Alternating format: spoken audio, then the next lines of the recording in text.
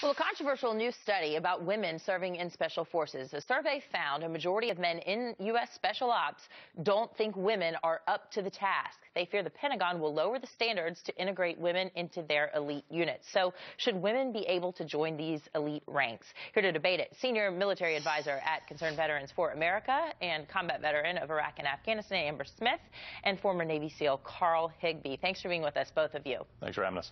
Carl, I'll start with you. You say this is a bad idea and it will lead to an increase in deaths, and what else?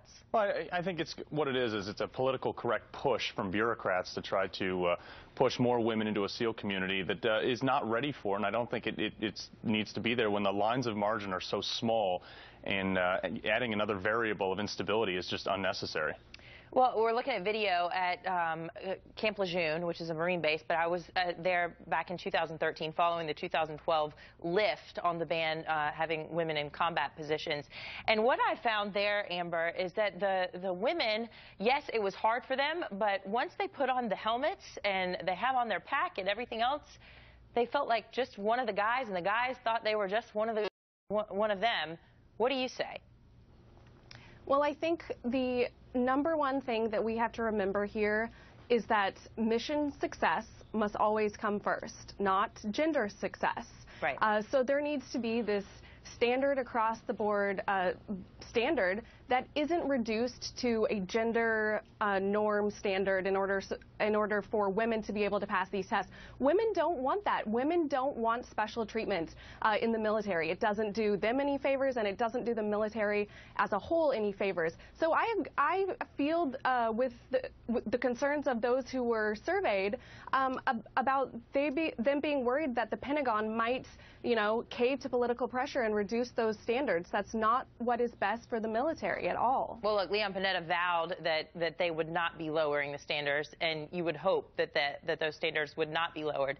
But Carl, you say it's not necessarily about the physical differences even between men and women. It adds an extra factor that could be avoided. Right, it adds an extra variable of instability, which in a career which has such small margins for error, it just is unnecessary right now. We're successful as an all-male force, and nothing against women, but I think that they don't have a place in there. And I'm glad, Amber, you brought up standards, because as you can see across the military, the standards are different for men and women in all fields, and it's only a matter of time before they push that into the SEAL community when they're not getting enough women out the back end. Amber, that's the same kind of word track.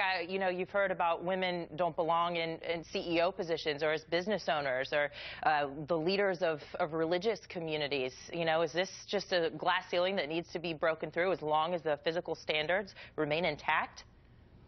Well, I think there's no question that the dynamic of a group will change drastically once females are introduced to a sort of all-male environment that's been that way since they were created.